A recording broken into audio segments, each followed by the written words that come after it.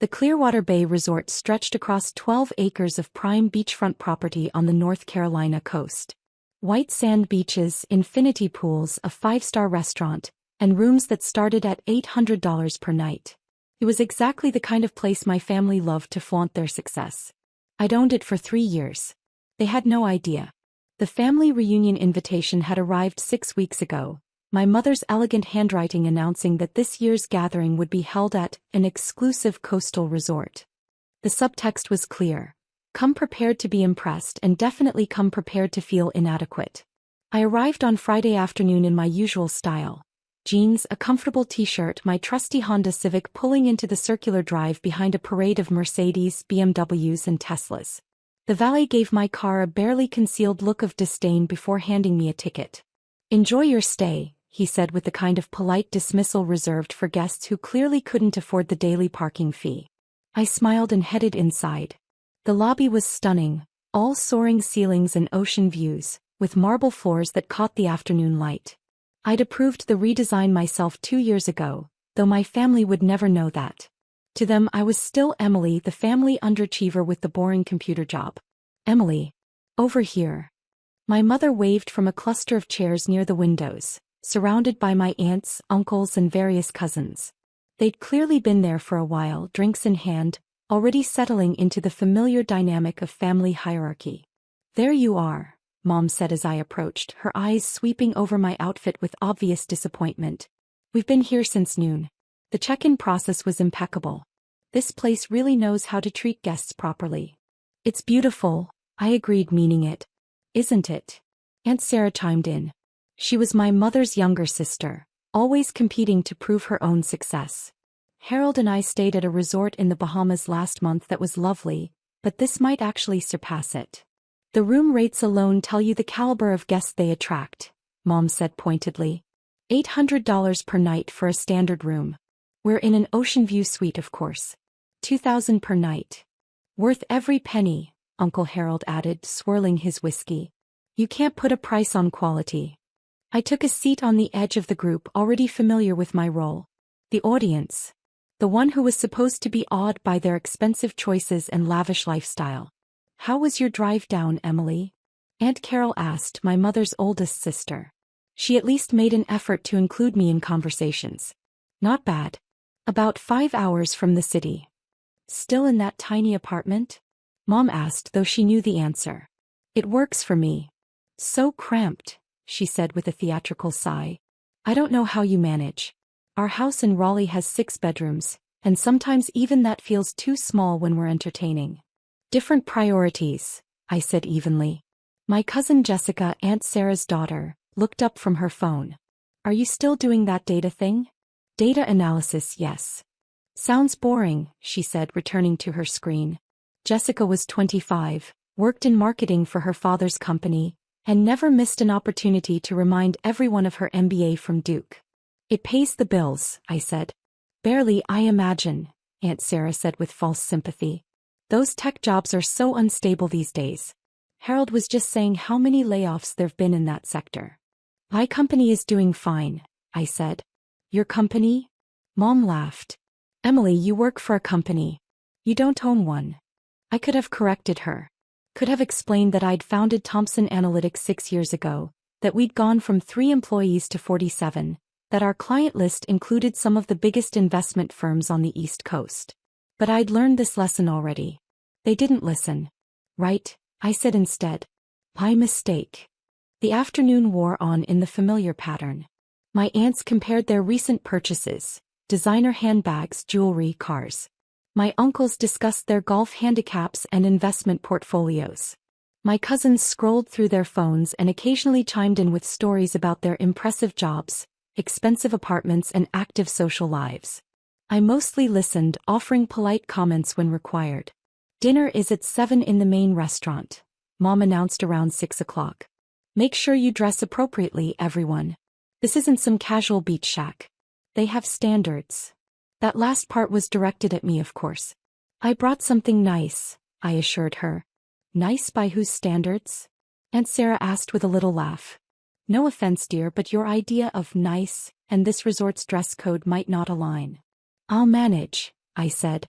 Back in my room, an ocean view suite that I'd reserved under my name without anyone noticing, I changed into a simple black dress that cost more than most people's monthly rent. One of the few concessions I made to my actual financial status was quality clothing. I just rarely wore it around my family. The main restaurant was as impressive as everything else at Clearwater Bay.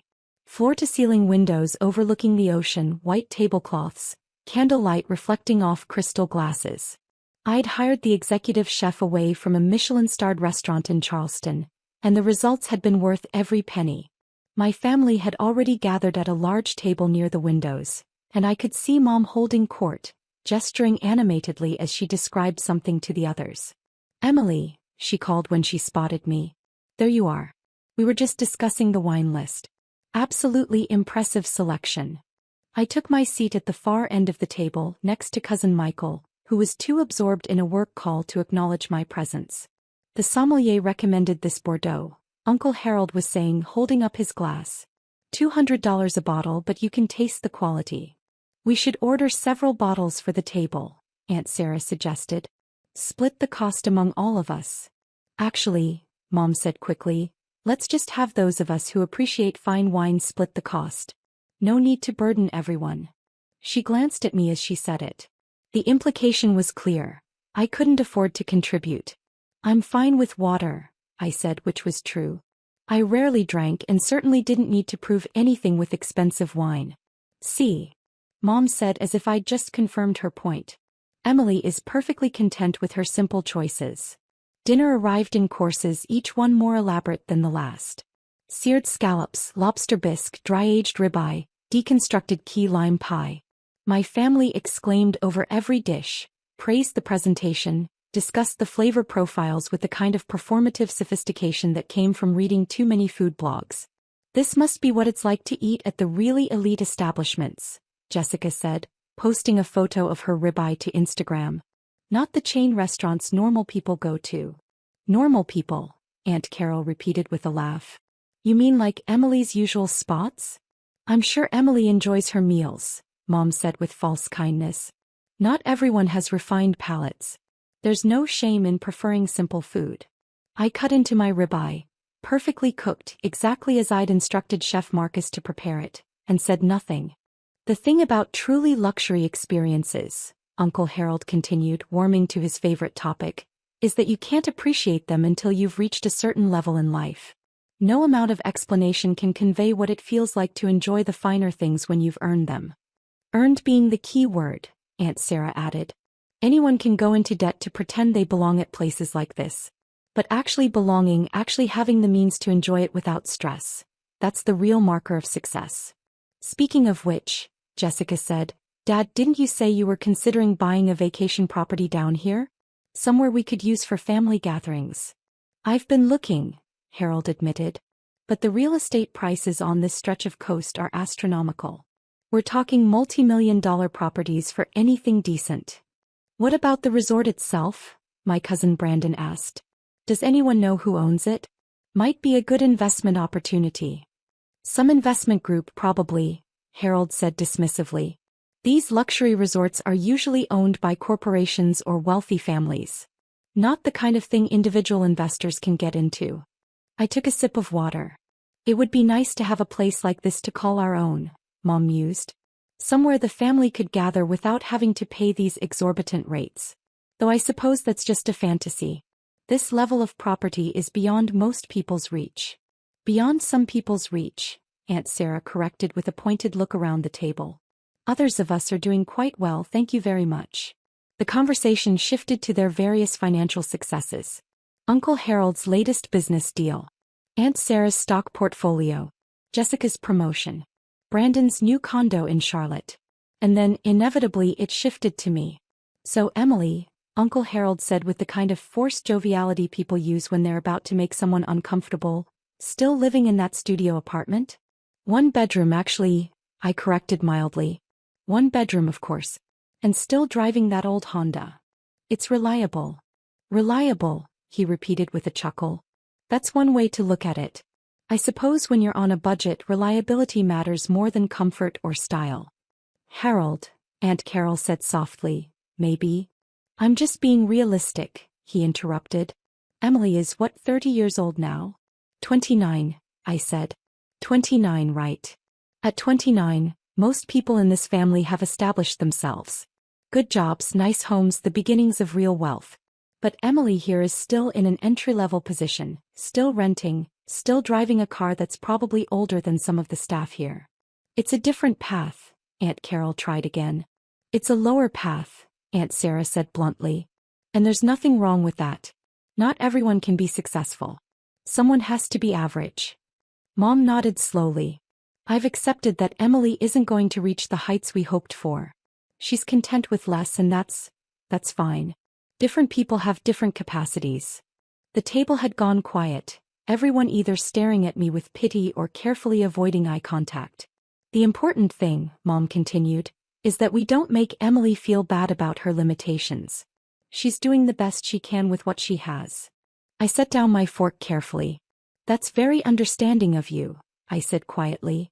We're family, Mom said warmly. We support each other regardless of success level.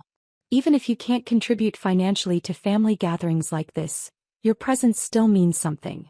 Though speaking of contribution, Aunt Sarah said, we should probably discuss how we're splitting the costs for this weekend. The rooms, the meals, the activities we have planned. Obviously we'll divide it among those who can afford it, Mom said quickly. Emily, don't worry about it. We'll cover your share. That's not necessary, I started to say. Please, Uncle Harold interrupted. We know you're struggling. Let us help. That's what family does. I'm not struggling, I said calmly. Emily, honey, Mom said with gentle condescension, we've seen your apartment. We know what you drive. We understand your salary can't be very impressive. There's no shame in accepting help. I don't need help, I said. Pride, Aunt Sarah said sadly. That's the problem with young people today. Too proud to accept reality. I could feel the familiar frustration building. The same conversation we'd had in different forms for years. No matter what I said, they'd already decided who I was. You don't belong at this level, Mom said finally, her voice taking on a harder edge. And I don't mean that cruelly, Emily. I mean it realistically. This resort, this lifestyle, these experiences, they're for people who've earned them. You haven't. Not yet. Maybe someday if you work hard and make better choices you'll get there. But right now, you're out of your depth. She should stick to motels, Aunt Sarah agreed. Nothing wrong with motels. They're perfectly adequate for people in Emily's situation. The entire restaurant seemed to have gone quiet, though that was probably my imagination. Still, I was aware of people at nearby tables glancing our way. You know what? I said, starting to stand. Maybe you're right. Maybe I should. Miss Thompson.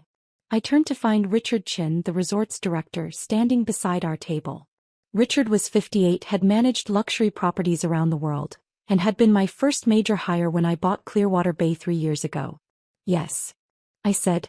I apologize for interrupting your dinner, Richard said smoothly, but there's a matter that requires your attention. The contractors finished the renovations on the spa building, and they need your approval before they can proceed with the landscaping. The table had gone silent. Contractors. Mom said faintly. Richard didn't even glance at her. His attention remained fixed on me. Also, he continued, the architect sent over the final plans for the new beachfront villas. I have them in my office whenever you're ready to review them. And the quarterly financial reports came in today. Revenue is up 18% from last quarter. The restaurant is operating at capacity most nights, and we're fully booked through the next 6 months. That's excellent news, I said. Thank you, Richard. Of course. Oh, and your usual suite has been prepared for the remainder of your stay. I know you booked the ocean view room for this weekend, but your private residence is always available if you prefer. Ocean view is fine, I said. Very good. Will you be attending the staff meeting tomorrow morning? The management team would appreciate your input on the expansion plans. I'll be there, I said. Richard nodded and turned to leave, then paused. Forgive me, but are these guests bothering you? I can have them moved to a different table if you'd prefer. That won't be necessary, I said. They're family. Ah, Richard said with perfect professional neutrality. Of course. Enjoy your dinner. He walked away, leaving absolute silence at our table. Mom's face had gone white. Aunt Sarah's mouth was hanging open. Uncle Harold looked like he'd been struck. Emily. Mom finally whispered. What was that about? That was Richard Chin, I said calmly, sitting back down. He's the resort director. He reports to me. Reports to you? Aunt Sarah repeated weakly. I own Clearwater Bay Resort, I said simply. I bought it 3 years ago. The renovations Richard mentioned are part of the expansion I've been planning. We're adding 6 new beachfront villas, upgrading the spa, and expanding the restaurant to include a private dining room for events. The silence stretched on. Own this place? Uncle Harold said. Yes. The entire resort? Jessica asked, her phone forgotten in her hand. The resort, the beach, the restaurant, all 12 acres. I purchased it for $47 million in 2021. It's now valued at approximately $68 million, thanks to the improvements and reputation we've built. 47 million, Mom repeated faintly. The financing was straightforward, I continued. My company, Thompson Analytics, had been doing very well. We provide financial modeling and data analysis for investment firms. I founded it 6 years ago with 2 employees. We now have 47 staff members and offices in New York, Charlotte, and Atlanta. Our annual revenue last year was $32 million. Aunt Carol was staring at me with wide eyes. Emily, why didn't you tell us? I tried, I said. Multiple times. But you'd already decided I was a failure, so nothing I said mattered. When I invited you to my company's launch party, you said it sounded boring. When I mentioned buying property, you assumed I meant a condo and made jokes about my starter home. When I tried to discuss my work, you changed the subject. But the apartment, Mom said weakly. The car. I like my apartment. It's a 15-minute walk from my office and I don't need much space since I travel frequently between our locations. As for the car, it's reliable and efficient. I don't need to impress anyone with what I drive. The room rates, Aunt Sarah whispered. You said they were $800 per night. For standard guests, yes. Obviously, I don't charge myself to stay at my own resort. But you wouldn't know that because you assumed I was staying in a standard room and struggling to afford it. Uncle Harold had recovered enough to look indignant. If you own this place, why let us go on thinking you were paying full price? Because I wanted to see, I said simply. I wanted to see if you'd treat me differently based on what you thought I could afford. And you did. You spent the entire evening mocking my supposed poverty, offering to help me with costs I don't need help with, telling me I don't belong at this level. We didn't know, Mom protested. Exactly, I said. You didn't know and you didn't care to know. You assumed and you judged and you treated me accordingly. But Emily, Aunt Carol said gently, why not just tell us the truth? Would you have believed me? I asked. If I'd sat down at this table tonight and said, by the way, I own this resort, would you have believed me? Or would you have thought I was delusional or lying? The silence was my answer. I built something real, I continued. I created a successful company from nothing, invested wisely, and bought a property I'm passionate about improving. I did it all without your help, without your approval, and without your knowledge. And the whole time you assumed I was failing. We thought we were being supportive, Mom said weakly. Supportive. I repeated. You told me I don't belong at this level. You said I should stick to motels. You've spent years making me feel small so you could feel big. The restaurant had definitely gone quiet now. Other diners were watching openly, some with phones out. What happens now? Uncle Harold asked quietly. Now, I said, you finish your dinner. The meal is complimentary, of course. I comp all family meals. I have been for 3 years, actually. Every time you've visited Clearwater Bay, every meal you've charged to your room, every spa treatment and beach service. I've been covering it. You've been paying for us? Aunt Sarah asked. Every visit, I confirmed. Because despite everything, you're still family. And I wanted you to enjoy yourselves, even if you didn't think I belonged here. Mom had tears in her eyes now. Emily, I'm so sorry. We had no idea. No, I interrupted gently. You're sorry you were wrong. That's different from being sorry for how you treated me. You spent years making me feel inadequate and you enjoyed it. The only thing that's changed is now you know I'm successful, so you have to adjust your narrative. That's not fair, Jessica protested. Isn't it? I asked. 5 minutes ago you were all agreeing that I'm average, that I have limitations, that I can't appreciate fine dining or luxury experiences. Now that you know I own this place, suddenly you want to apologize. No one had an answer for that. I stood up, placing my napkin on the table. Enjoy the rest of your dinner. Enjoy the resort. Your rooms are paid for as always. But I think I'll take my meals separately for the rest of the weekend. Emily, please, Mom said, reaching for my hand. Don't go like this. Let's talk about this. We've been talking, I said quietly. For years. You just haven't been listening. I walked away from the table, aware of every eye in the restaurant following me. Richard met me near the entrance, his professional composure firmly in place. Everything all right, Miss Thompson?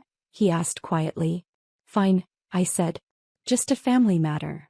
I apologize if my interruption caused any complications. You did exactly right, I assured him. They were planning to help me pay for dinner since they assumed I couldn't afford it. Richard's expression didn't change, but I saw something flash in his eyes. I see. Shall I arrange for separate dining accommodations for the remainder of their stay? That won't be necessary. I'll take my meals in my suite. They can have the restaurant. Of course. I'll have Chef Marcus prepare something special and send it up.